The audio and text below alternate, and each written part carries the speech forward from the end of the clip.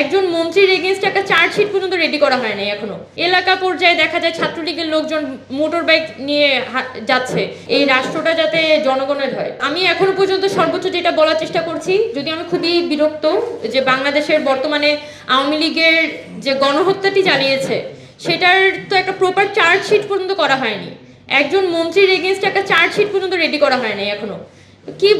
কি বলবো আসলে, এলাকা পর্যায়ে দেখা যায় ছাত্রলীগের লোকজন মোটর বাইক নিয়ে যাচ্ছে। ঈদে তো গ্রামেও ঘুরে আসলো অনেকে। মানে আমি মহেশখালী চকরিয়ার দিকে দেখলাম যে এলাকায় তো ছাত্রলীগের লোকজন ঠিকই তাদের আত্মীয় স্বজনের বাসায় ঘুরে আসছে, চাচা মামা ফুফু সবার বাসায় ঘুরতেছে। পুলিশকে যখন গিয়ে বলা হচ্ছে যে আপনারা গ্রেফতার করেন, পুলিশ বলে যে আমরা এগুলো পারবো না।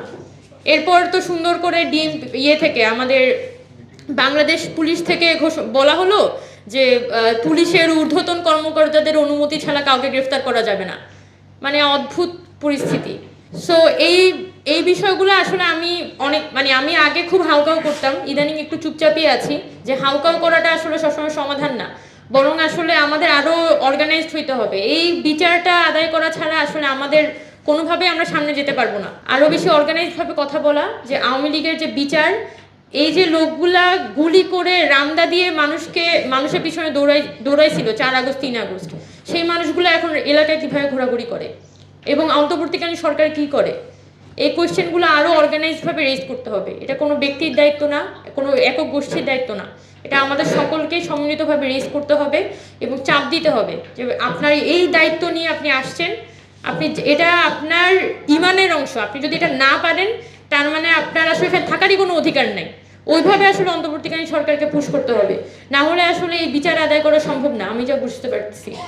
সো আই জাস্ট হোপ যে এখানে আমরা সম্মিলিতভাবে অ্যাকশন নিতে পারবো, প্রপার অ্যাকশন নিতে পারবো এবং আমরা এই জুলাই আগস্ট মাসে আমরা যেভাবে দেখেছি যে ছাত্ররা জীবন বাজি রেখে তারা রাস্তায় ছিল, গার্মেন্টস শ্রমিকরা তারা সাভার আশুলিয়া অঞ্চলে তারা যেভাবে করে প্রতিরোধ গড়ে তুলেছিল, এই মানুষদের যে একটা আকাঙ্ক্ষা ছিল নতুন বাংলাদেশের, সেই আকাঙ্ক্ষাগুলোকে আমরা আরও বেটার ওয়েতে অ্যাড্রেস করতে পারবো এবং স্বপ্নগুলো আমরা ঘনীভূত করে আনতে পারবো, আমরা আরও বেশি মানুষের কাছে পৌঁছাতে পারবো এবং এই রাষ্ট্রটা যাতে জনগণের হয়, এই রাষ্ট্রটা আসলে আমাদের জনগণের করে তুলতে হবে।